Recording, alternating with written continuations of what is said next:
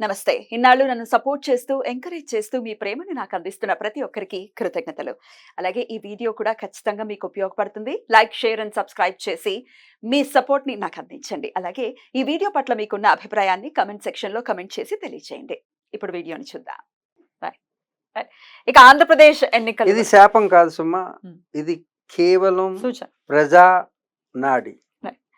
అయితే ఆంధ్రప్రదేశ్ ఎన్నికలు కూడా చాలా ఉత్కంఠభరితంగా జరిగాయి. నిన్న 4th వచ్చినటువంటి రిజల్ట్స్ కూడా చాలా చాలా ఆశ్చర్యానికి గురి చేస్తూ అసలు అపారమైనటువంటి విజయాన్ని ఇచ్చింది కూటమికి.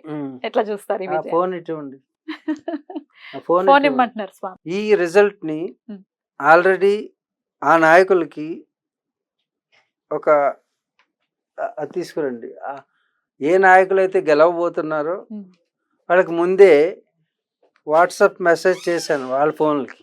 చూపిస్తారా మాకు? ఇప్పుడు చూపిస్తాను. ఓకే, మీకు లైవ్ లో చూపిస్తాను.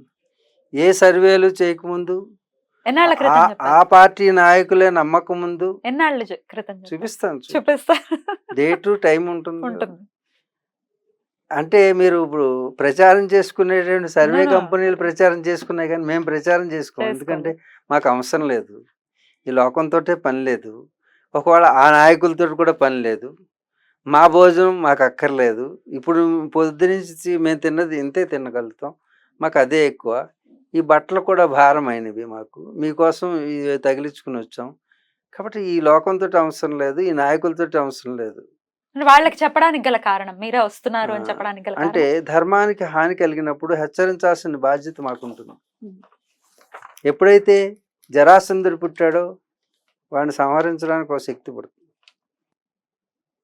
తర్వాత జరాసంధుడి తర్వాత గజాసురుడు పుట్టాడు, తర్వాత నరకాసురుడు పుట్టాడు. వీళ్ళు ముగ్గురు కలిస్తే ఒక శక్తి అయితే ఆ శక్తిని తట్టుకోవడానికి దైవశక్తి ఆవిర్భవించాలి. కాబట్టి కనీసం దైవాన్ని ఆవిర్భవించే సమయం లేకపోయినా హెచ్చరికల ద్వారా సరిచేసి ఆ శక్తిని ఎదుర్కొనేటటువంటి లోకకంటకుడైనటువంటి శక్తులను ఎదుర్కోవాల్సిన సమయం ఆసన్నమైంది. అప్పుడు హిమాలయాల్లో తప్పకుండా దానికి ఒక వ్యవస్థ ఉంటుంది. అప్పుడు తప్పకుండా ఒక మెసెంజర్, ప్రసారకులను పంపిస్తారు. ఆ ప్రసారక రూపంలో వచ్చి మీకు మెసేజ్ని అందిస్తాం. అంతకుమించి ఏం లేదు మేము చేసేది. ఫిజికల్గా ఈ మాత్రం చేసాం. లోక కంటకుడి నుంచి కాపాడారు ఆంధ్రప్రదేశ్ అని అంటున్నారా? ఆంధ్రప్రదేశ్ ఇంకో ప్రదేశ ఇది కాదు. ఇక్కడ మీకు అదే, మీరు ఇది రాజకీయంగా ఒక ప్రాంతీయానికి ఒక పార్టీకి మమ్మల్ని ఆపాదించొద్దు. We're the universal messengers, that's it. మీకు మంచా చెడా కాదు, ఒక చెడు జరుగుతున్న ఆ వ్యక్తులు కాదు ఇక్కడ కావాల్సింది. ఒక అసుర శక్తికి దైవశక్తులకి మధ్యన సంగ్రామం ఎప్పుడు జరుగుతుంటుంది. ఆ సంగ్రామంలో టూల్స్ మాత్రమే మేము.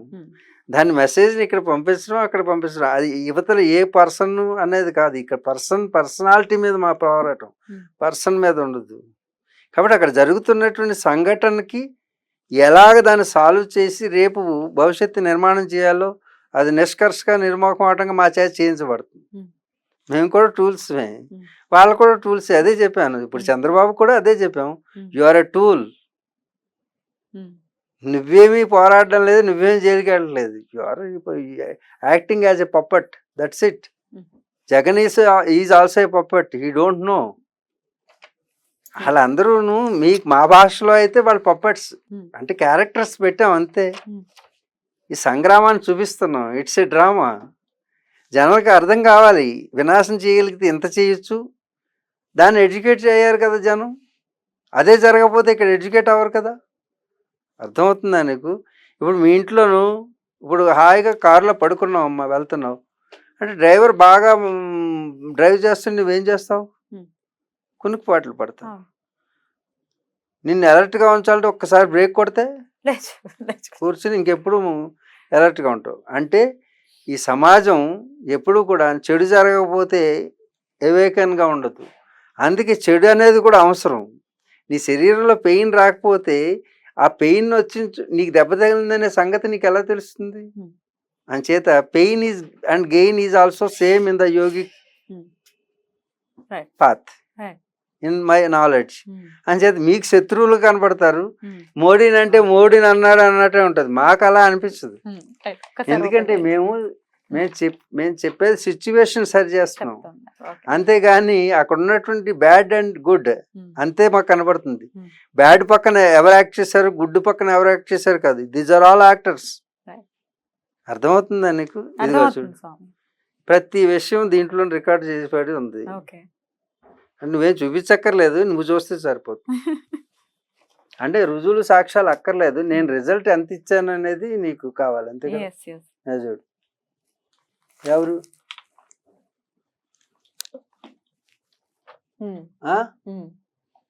ఓకే, చంద్రబాబు. ఇప్పుడు నేను ఇచ్చిన రిజల్ట్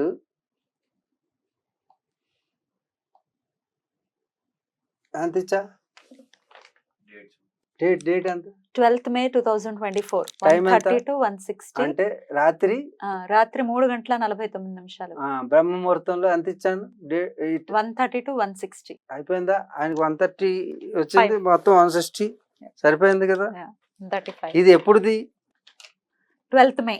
రోజు రోజు ఏంటో అనేది ప్రతి ఒక్కరికి హెచ్చరిక చేస్తాను ఉంటాం. అలాగే వాళ్ళందరూ రాజకీయ నాయకులు వీళ్ళందరూ అక్కడ మాకు కనపడేది ఒక యాక్టర్.